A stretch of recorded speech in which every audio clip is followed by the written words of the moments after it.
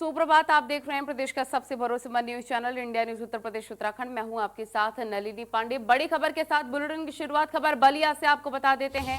इस वक्त की बड़ी खबर बलिया से मिल रही है, जहां पत्रकार हत्याकांड में मीडिया कर्मियों का धरना प्रदर्शन लगातार जारी है और पीड़ित परिजनों के 1 करोड़ रुपए मुआवजे की मांग भी की जा रही है। तो पत्नी को सरकारी नौकरी देने की भी मांग हो रही है। लगातार इस पूरे मुद्दे पर पूरी तरह से सियासत भी गरमाई हुई है। पोस्टमार्टम के बाद शव को लेकर भी काफी गहमागहमी। तो इस वक्त की बड़ी खबर आपको बता रहे हैं, पत्रकार हत्याकांड मामला बलिया से खबर अपडेट आपको दे रहे हैं। पत्रकार हत्याकांड मामले में अब मीडिया कर्मियों का धरना प्रदर्शन, मीडिया कर्मी धरने पर बैठे हुए हैं। 1 करोड़ रुपए मुआवजे की मांग भी की जा रही है परिवार वालों के द्वारा और पत्नी को सरकारी नौकरी देने की मांग भी की जा रही है। तो पोस्टमार्टम के बाद घर पहुंचा है शव और पूरे परिवार वालों का रो रो कर बुरा हाल है। कोहराम मचा हुआ है पूरे परिवार में। पत्रकार हत्याकांड मामले में मीडिया कर्मी भी धरना प्रदर्शन कर रहे हैं। कानून व्यवस्था को लेकर भी काफी रोष देखने को मिल रहा है। तो बलिया से इस वक्त की बड़ी खबर आपको बता रहे हैं।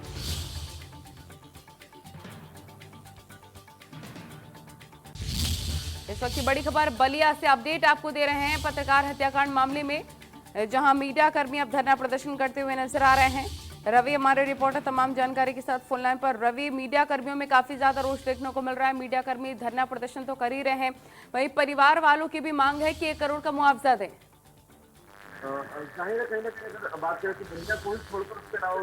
बलिया को ही छोड़कर उसके अलावा उत्तर प्रदेश के अलग अलग हिस्सों में भी कहीं ना कहीं धरना प्रदर्शन की जो तस्वीरें वो सामने आई है। लखनऊ में जो पत्रकार है उन्होंने भी करीब श्रद्धांजलि दी है, उसके अलावा प्रदर्शन किया है। साफ तौर पर कहीं ना कहीं अगर बात करें तो अलग अलग जगहों से ये तस्वीरें निकल कर आई है, जहां पर बलिया में पत्रकार की हत्या को लेकर जो पत्रकारों में रोष है, उसके अलावा आम जनता भी कहीं ना कहीं नाराज है इसको घटना को लेकर। उसके अलावा अगर बात करें तो कांग्रेस पार्टी ने भी कहीं ना कहीं इसको लेकर कह सकते हैं कि नाराजगी जताई है, जिस तरीके से पत्रकार की हत्या हुई है। उसके अलावा अगर बात करें तो लगातार पत्रकारों के साथ जो घटनाएं हो रही है उसको लेकर उत्तर प्रदेश भर में इस घटना को लेकर नाराजगी है और कहीं ना कहीं बलिया में भी नाराजगी पत्रकारों की देखने को मिली है। अलग यह है कि मुआवजे की जो मांग वो की जा रही है, उसके अलावा जो पत्रकारों की सुरक्षा है उसकी मांग की जा रही है। और उसके अलावा अगर बात करें तो जिस तरीके से लगातार कानून व्यवस्था को लेकर विपक्ष सत्ता पक्ष को घेरता रहा है, उसको लेकर विपक्ष भी कहीं ना कहीं इस घटना पर भी सवाल उठा रहा है कि जो लगातार पत्रकारों की अगर जो हत्याएं हो रही हैं या पत्रकारों के साथ जो घटनाएं हो रही हैं उसको लेकर सरकार को इस मामले में गंभीर कदम उठाने की जरूरत है, ताकि आने वाले जो दिन हैं उन दिनों में अब पत्रकारों के साथ ऐसी घटनाएं देखने को मिले, ऐसी उम्मीद भी की जा रही सरकार से। ठीक है, आप बने रहिए, अपडेट आगे भी आपसे लगातार लेते रहेंगे। तो जहां पर परिवार वाले काफी ज्यादा रोषित नजर आ रहे हैं, मीडिया कर्मी भी धरना प्रदर्शन कर रहे हैं। पत्रकार रतन सिंह की हत्या के बाद सियासत काफी तेज हो गई है। इसी कड़ी में मृतक परिजनों से मिलने बलिया जा रहे यूपी कांग्रेस अध्यक्ष अजय कुमार लल्लू को रायबरेली से गिरफ्तार कर लिया गया। बताया जा रहा है कि सलोन पुलिस ने पहले उनका बलिया जाने से उनको रोका है, लेकिन प्रदेश अध्यक्ष नहीं माने। वो बलिया जाने के लिए पुलिस के अधिकारियों से जिद करने लगे, जिसके बाद पुलिस ने अजय कुमार लल्लू को रायबरेली के एक पक्षी विहार के गेस्ट हाउस में गिरफ्तार करके उनको ले आई। उधर गिरफ्तारी की सूचना पर बड़ी संख्या में कांग्रेस कार्यकर्ताओं का जमावड़ा भी देखने को मिला। गेस्ट हाउस के बाहर तमाम कांग्रेस के कार्यकर्ताओं का तांता भी लगा हुआ नजर आया। योगी तेरा गुंडा राज नहीं चलेगा, नहीं चलेगा। पैदल ही चलता हूँ, चलिए पैदल चलूंगा, चलिए। कैसे बात कर रहा था?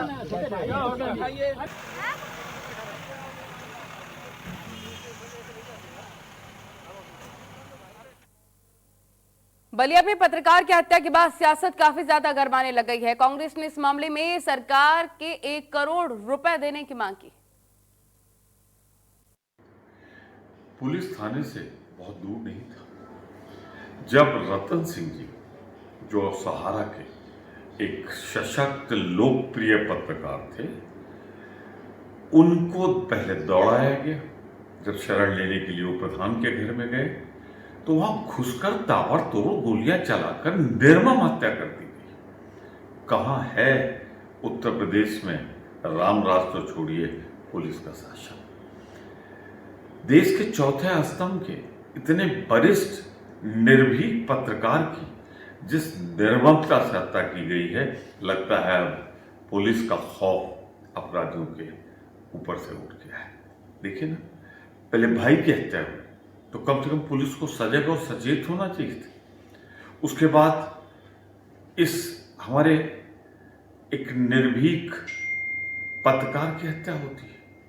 मैं मांग करता हूं कि अपराधी जल्द से जल्द पकड़े जाएं, 1 करोड़ का मुआवजा उनके परिवारजनों को दिया जाए। इस घटना के बारे में पूर्व में ही पुलिस को सूचना थी। ये 1 साल पहले भी ये घटना हो चुकी थी, जिसकी पुनरावृत्ति इस दर्दनाक तरीके से हुई, पर उस पर भी कोई संज्ञान नहीं लिया गया। पत्रकार चौथा स्तंभ होता है समाज का, और जिस तरह से उस चौथे स्तंभ को कमज़ोर करने के लिए भारतीय जनता पार्टी की सरकार उत्तर प्रदेश में लगातार हमारे पत्रकार साथियों पे जिस तरह की घटनाएं हो रही हैं, वो मारे जा रहे हैं, हत्याएं हो रही हैं, और उसके साथ साथ उससे बड़ी दुख की बात यह है कि जब भी कभी कोई पत्रकार अपनी आवाज़ को बुलंद करने की कोशिश करता है, जहां एक तरफ सरकार को उसको मजबूती देनी चाहिए, उसके संघर्ष को सहयोग करना चाहिए, वहीं पत्रकारों के खिलाफ मुकदमा लिखा। तो वहीं कांग्रेस महासचिव प्रियंका गांधी वाड्रा राजनीति में आने के बाद से लगातार योगी सरकार की कानून व्यवस्था को लेकर हमेशा ही मुखर नजर आई हैं। उन्होंने ट्वीट करके बलिया में पत्रकार हत्या और यूपी की कानून व्यवस्था पर निशाना साधा है। बलिया के पत्रकार की हत्या के बाद प्रियंका ने आज दिन में ट्वीट किया है, 19 जून शुभम मणि त्रिपाठी की हत्या, 20 जुलाई विक्रम जोशी की हत्या, 24 अगस्त रतन सिंह की हत्या जो कि बलिया में हुई। पिछले 3 महीनों में 3 पत्रकारों की हत्या हो चुकी है। 11 पत्रकारों पर खबर लिखने के चलते एफआईआर दर्ज की गई है। यूपी सरकार का पत्रकारों के सुरक्षा और स्वतंत्रता को लेकर रवैया निंदनीय है। ये ट्वीट में तमाम बातें कही गई हैं प्रियंका गांधी वाड्रा की तरफ से।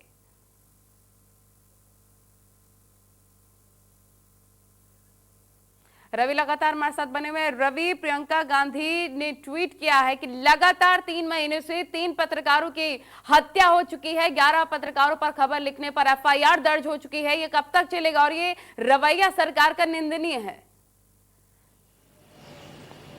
जाहिर करें कि प्रियंका गांधी लगातार विपक्ष की भूमिका में नजर आ रही है। उत्तर प्रदेश में लगातार कानून व्यवस्था को लेकर सरकार को घेरती रही है। और अगर बात करें तो पत्रकारों पर जिस तरह के आपराधिक घटनाएं होती रही हैं पिछले 3 महीने में, जिस तरीके से अपराध जो बढ़ा है, उसके बाद अगर बात करें तो जो पत्रकारों के साथ जो घटनाएं हो रही हैं, चाहे मुकदमा दर्ज किया जा रहा हो या उसके अलावा जो पत्रकारों की हत्याएं हुई हैं, उसको लेकर प्रियंका गांधी ने सरकार को घेरा है। और कहीं ना कहीं जो अगर बात करें उत्तर प्रदेश में लगातार सरकार 3 सालों से अधिक का जो वक्त है वो गुजर चुका सरकार को काम करते हुए। कानून व्यवस्था को लेकर जो तमाम सारे काम कानून व्यवस्था को लेकर सरकार की तरफ से किए गए हैं, उसी को लेकर जिस तरीके से अगर बात करें तो पत्रकारों की जो घटनाएं हो रही है, उस पत्रकारों की घटना को लेकर सवाल उठाया प्रियंका गांधी ने। और कहीं ना कहीं सरकार से अब ये मांग की है कि जो मृतक जो पत्रकार है मृतक, उसके जो परिजन है उनको उचित मुआवजा है वो दिया जाए। उसके अलावा जो सुरक्षा मुहैया वो कराने का जो दावा करती सरकार वो मुहैया कराई जाए, क्योंकि पत्रकार सुरक्षित नहीं रहेगा तो आम जनता की सुरक्षा किसके भरोसे होगी? तो सबसे बड़ा सवाल है सुरक्षा व्यवस्था का, क्योंकि कानून व्यवस्था को लेकर सरकार जो बड़े बड़े दावे कर रही है, उन दावों पर जमीनी हकीकत के तौर पर अगर देखा जाए तो जितनी घटनाएं हो रही वो कुछ और ही दर्शाती हैं। ऐसे में अगर पत्रकारों के साथ अगर घटनाएं होती रहेंगी तो आम जनता कितनी महफूज अपने आप को समझेगी, ये एक बड़ा सवाल है। लेकिन जरूर है कि जिस तरीके से अगर रतन सिंह की हत्या हुई है, उसके पहले अगर बात करें तो गाजियाबाद में हत्या हुई, उन्नाव में पत्रकार की हत्या हुई, तो इस तरीके की जो घटनाएं हैं वो अब ना देखने को मिले, ऐसी उम्मीद सरकार से की जा रही है। फिलहाल कहीं भी पत्रकार की तरफ से कोई भी जानकारी मिलती है पुलिस को या सरकार को कि इस तरीके से कहीं से खतरा है या कोई व्यक्ति कोई वारदात कर सकता है, कहीं से धमकी मिली है, ऐसी कोई भी अगर बात है, ऐसे में अगर सुरक्षा पत्रकार आपका तमाम जानकारी साझा करने के लिए खबरों में आगे बढ़ते हैं। गाजियाबाद में मोदी नगर थाना क्षेत्र के कृष्णा कुंज में भी बताया जा रहा कॉलोनी में सोमवार रात चर्चित दीपेंद्र हत्याकांड में मुख्य आरोपी अक्षय सांगवान की गोली से भूनकर हत्या कर दी गई। तो पुलिस ने दर्ज की बीजेपी विधायक पति के खिलाफ एफआईआर। विधायक के खिलाफ एफआईआर दर्ज कर ली गई है। विधायक मंजू शिवाज के पति देवेंद्र शिवाज और एक ग्राम प्रधान के खिलाफ ये मुकदमा दर्ज किया गया है। डॉक्टर देवेंद्र शिवाज के खिलाफ हत्या की साजिश रचने का भी आरोप है।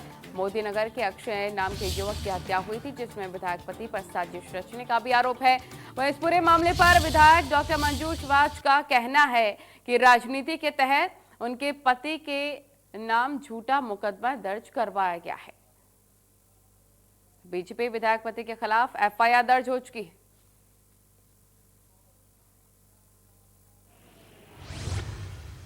तो इस पूरे मामले में मृतक के परिजन और विधायक मंजू शिवाच ने अपने पति का बचाव करते हुए क्या कुछ कहा, आपको सुनवाते हैं। हमारे घर आके हमारे एक बाइक को आया, उसे फोन करके बाहर बुला लिया। बाहर बुला के हमें किसी को पता नहीं था, उसके और साथी आए गाड़ी ले गए और बस गोली मारकर दूसरे जब गोली लगी आवाज हम भगते रहे, इतने गोली मार के भाग। कितने लोग होंगे लगभग? 5 तो पक्के ही थे, लेकिन 6 भी हो सकते हैं, लेकिन 5 तो देखे हैं। तो आपने कितने लोगों के खिलाफ मुकदमा दर्ज? 5 के नाम रिपोर्ट करें। तो जिस तरह से एफआईआर में 8 लोगों के नाम हैं, 3 लोग साजिश करता है। वो कौन कौन लोग हैं? देवेंद्र शिवाज और आशीष प्रधान तिबड़े का, हाँ। और वो रूबी। इनका क्या रोल हो सकता है इस पूरे मामले में? सारा मैटर इनका रचा हुआ है। ये एक्चुअली कल हमारे हॉस्पिटल में एक व्यक्ति आए जिनके गोली लगी हुई थी और वो ब्रॉड डेड आए थे, तो उनको वहीं पे इमरजेंसी में देख के डेड डिक्लेयर कर दिया गया था कि ये ब्रॉड डेड हैं। और तुरंत ही, जैसे कि हमारे अस्पताल में होता है कि तुरंत पुलिस को इन्फॉर्मेशन दी जाती है, तो पीआई भेज के कि भाई इस तरह से गोली लगे हुए केस आए हैं, आप तुरंत आ जाइए। तुरंत ही पुलिस आ गई थी और तुरंत ही पुलिस जो है उनको लेके बॉडी को लेके चली गई थी अपना पंचनामा वगैरह लिखने के लिए। साथ ही साथ परिवार और गांव के लोग भी आए थे, काफ़ी सारे लोग थे। और जैसा कि स्वाभाविक है, परिवार में अचानक से ऐसे गोली लग जाए तो सब इमोशनल ट्रॉमा में होते ही हैं। जो एफआईआर इन्होंने जो कहा है परिवार इस समय इमोशनल ट्रॉमा में है, तो उन्होंने जो कहा है, निश्चित ही देखिए पुलिस वाले जो हमारे मोदी नगर में है, उन्होंने लिखा, जो कहा गया वो उन्होंने लिखा और उस पर वो अपने कार्रवाई भी कर रहे हैं।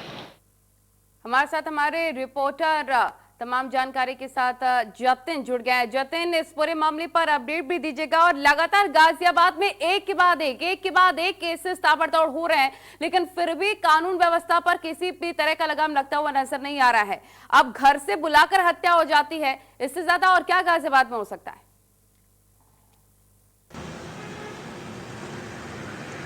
देखिए, घर से बुलाकर हत्या हो जाती है, ताबड़तोड़ गोलियां चलाई जाती हैं और सरे शाम बदमाश फरार हो जाते हैं और बदमाशों का सुराग पुलिस के पास नहीं होता है। ये चौंकाने वाला है। और इसके अलावा जब ये वारदात हुई से ठीक 1 घंटे पहले ही जो गाजियाबाद का लोनी इलाका है, ट्रोनिका सिटी में भी एक ऐसी ही वारदात हुई, जहां पर बदमाशों ने एक शख्स पर गोली चला दी। पहले नाम पूछा, पता पूछा, फिर गोली चला दी। इसका जिक्र हम कल कर रहे थे। हालांकि जो ये मामला है जिसमें महिला विधायक मंजू शिवाच है, इनके पति पर जो मुकदमा दर्ज किया गया, इसकी अगर बात करें तो अक्षय नाम के युवक की जो हत्या हुई है, टिबड़ा रोड है ये मोदी नगर का, वहां पर हत्या हुई है। इसके बाद परिजनों ने हंगामा प्रदर्शन किया, जिसके बाद पुलिस ने आश्वासन दिया कि जैसी तहरीर वो देंगे, जिस पर भी उनको शक है, उस पर मुकदमा दर्ज किया जाएगा। तो तहरीर के आधार पर मुकदमा पुलिस ने दर्ज कर लिया है। मंजू शिवाच जो है, उनके हस्बैंड पर भी क्योंकि उनका भी नाम लिया है, तो उन पर भी मुकदमा दर्ज किया गया है। कुल 8 लोगों पर मुकदमा दर्ज किया गया है। जैसा कि हम सुनवा रहे थे अपने दर्शकों को कि डॉक्टर मंजू शिवाच जो विधायिका हैं, उन्होंने आरोपों से इनकार किया है और कहा है कि राजनीति के तहत ये मुकदमा दर्ज किया गया हो सकता है और पुलिस की जांच में दूध का दूध पानी का पानी हो जाएगा। फिलहाल की अगर बात करें तो पुलिस जांच चल रही है और जांच अभी आगे बढ़ रही है। हमारी एसपी देहात नीरज कुमार जादौन से बात हुई है। उनका कहना है कि तमाम जो सीसीटीवी फुटेज हैं आसपास के, वो खंगाले जा रहे हैं। तमाम जो चश्मदीद हैं, आसपास के लोग हैं, उनसे बात की जा रही है। हत्या का कारण खंगाला जा रहा है। शुरुआती जांच में जरूर सामने आया कि ये रंजिश का एक मामला है। रंजिश पहले से चली आ रही थी कुछ लोगों से, लेकिन क्या उसमें डॉक्टर मंजू शिवाच के हस्बैंड भी शामिल हैं, साजिश का हिस्सा हैं, ये जांच का विषय है। जांच के बाद तमाम तस्वीर साफ हो पाएगी। फिलहाल क्योंकि एक बीजेपी की महिला विधायक के पति का नाम सामने आने के बाद राजनीति भी इस मामले पर अभी स्थानीय लेवल पर गरमाने लगी है। जी ठीक है, बहुत शुक्रिया आपका तमाम जानकारी साझा करने के लिए। कुछ और खुलासे भी इसमें मुमकिन है, लेकिन पुलिस लगातार जांच कर रही है। आगे बढ़ेंगे, जहां यूपी में होने वाले पंचायत चुनाव पर भी कोविड-19 का असर नजर आने लग गया है। जी हां, ग्राम प्रधान समेत सभी पंचायत प्रतिनिधियों का कार्यकाल 15 दिसंबर को समाप्त हो रहा है और अब तक लखनऊ समेत 45 जिलों में परिसीमन का काम भी पूरा नहीं हो पाया। लिहाजा इन हालात में अक्टूबर नवंबर में पंचायत प्रतिनिधियों का चुनाव करवा पाना प्रशासन के लिए काफी मुश्किल की बात है। साथ ही विशेष परिस्थितियों में 4 माह के अंदर भी आयोग चुनाव करा सकता है, लेकिन 1 सितंबर से मतदाता सूची पुनर्निरीक्षण के कार्य के लिए भी आदेश जारी किया गया था। शुक्रवार को उसे वापस ले लिया गया था। माना यह जा रहा है कि अगले 2-3 दिनों में पंचायत चुनाव को लेकर सरकार ठोस फैसला ले सकती है। खुर्रम निजामी हमारे रिपोर्टर तमाम जानकारी के साथ लाइव जुड़ गए हैं। खुर्रम निजामी, पंचायत चुनाव पर भी सीधा असर कोविड-19 का पड़ता हुआ बताया जा रहा है कि ये टाले जा सकते हैं।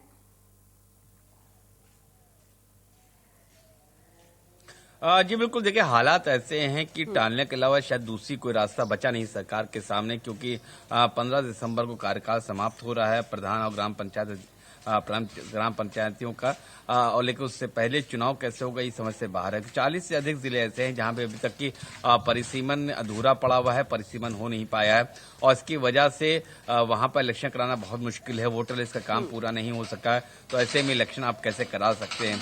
ये सारी दिक्कतें रखी गई हैं शासन के सामने, और अब देखना कि शासन क्या इस पर निर्णय लेता है। लेकिन हाँ, एक बात जरूर है कि अगर शासन को निर्णय लेता है और वो चाहता है कि चुनाव हो, लेकिन वो कैसे इन गाइडलाइन में चुनाव हो पाएगा, किस तरीके से वोटर लिस्ट पूरी हो पाएगी, कैसे परिसीमन काम पूरा हो पाएगा, ये सब तमाम सवाल हैं जो कि प्रशासन के सामने खड़े हैं। तो अब देखना ये है कि अब शासन के सामने मामला पहुंच चुका है, शासन क्या निर्णय लेता है, चुनाव होगा कि नहीं होगा। आयोग को भी 35 से 40 दिन चाहिए काम पूरा करने के लिए। बहुत शुक्रिया आपका तमाम जानकारी साझा करने के लिए। इसी बीच एक बड़ी खबर कानपुर से मिल रही है, उससे अपने दर्शकों को रूबरू करवा दे। इस वक्त की बड़ी खबर आपके टेलीविजन स्क्रीन पर हम आपको बता रहे हैं, जहां पर कानपुर के ग्वालटोली इलाके में मजलिस को लेकर बवाल देखने को मिल रहा है। दो पक्षों में जमकर पथराव हुआ है। तो मजलिस के दौरान शख्स को घर से ले गई पुलिस। आक्रोशित लोगों ने पुलिस से झड़प भी की है। इस वक्त की बड़ी खबर आपको बता रहे हैं, थाने के पास लोगों में खूनी संघर्ष भी देखने को मिला है।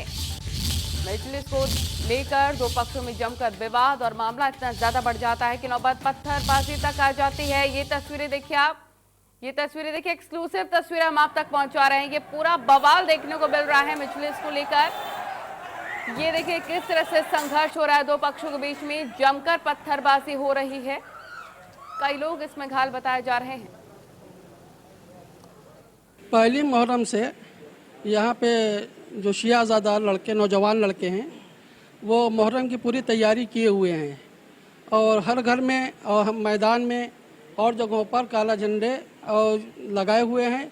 लेकिन कुछ जो है वो चौकी इंचार्ज लोगों के भड़काने पर वो आके काला झंडा पहले दिन वहाँ से निकलवा दिया। फिर उसके बाद मजलिसें हो रही हैं, उसमें आकर वो अड़ंगा डाल रहा है। घरों घरों में मजलिसें हो रही हैं, तो घरों के लिए खुद हुकूमत ने गाइडलाइन दिया हुआ है, तो लिहाजा हर शिया अपने घर में मजलिस कर रहा है, और लोग के भड़काने पर चौकी इंचार्ज जो है वो आके वहाँ पे लोगों को डराता है, धमकाता है। आज ग्वालटोली थाने में लॉकडाउन का उल्लंघन करते हुए 50-60 लोग इकट्ठा हो गए थे,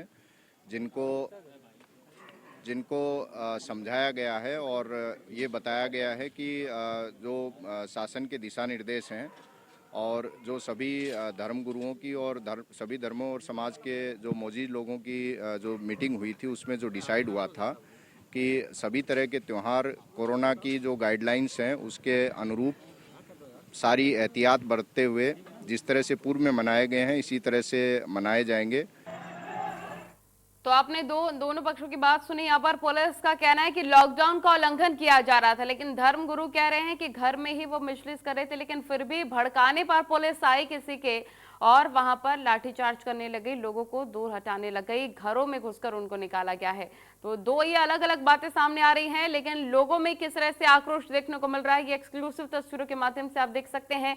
थाने के पास लोगों में खूनी संघर्ष देखने को मिला, और ये हम आपको तस्वीरें दिखा रहे हैं कि कितने बड़े बड़े पत्थर, ये पूरी ईंट फेंक कर मारी जा रही थी और कई लोग इसमें घायल भी हो गए। ईंट पत्थर का इस्तेमाल यहां पर खूनी संघर्ष के दौरान किया गया है। हालांकि भारी पुलिस फोर्स भी तैनात है हालात पर काबू पाने के लिए, लेकिन दो पक्षों में जमकर पथराव, जमकर बवाल देखने को मिला है मजलिस को लेकर।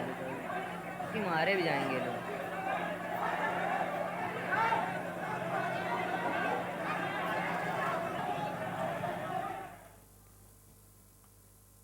चलिए खबरों में आगे बढ़ेंगे, जहां संत कबीर नगर से बखरा थाना क्षेत्र के एक गांव की पीड़िता इंसाफ के लिए बस्ती में पुलिस उप महानिरीक्षक के पास पहुंची, जिससे उसके साथ दरिंदगी करने वाले दरिंदों पर कानून का शिकंजा कस सके, लेकिन कानून है कि अपने कार में तेल डाल चुका है और इस बेटी की आवाज को अनसुना कर दिया है। पीड़िता का आरोप है कि लगभग 1 महीने पहले गांव के 3 युवकों ने जबरन उसको रास्ते से खींचकर रेप किया और जान ले लेने की धमकी भी दी है। पुलिस ने शुरू से ही इस मामले में हिला हवाली की और शिकायत के बाद भी उसका मेडिकल 1 हफ्ते के बाद कराया गया है।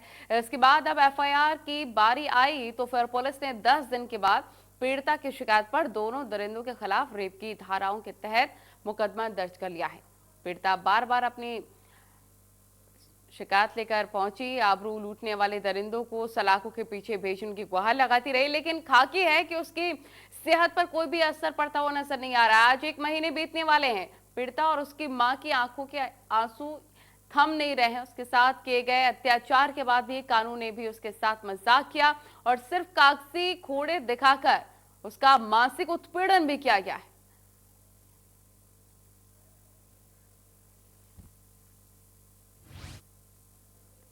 तो यहाँ रुकेंगे छोटे से ब्रेक के लिए। ब्रेक के उस पार आपको दिखाएंगे उत्तराखंड बुलेटिन।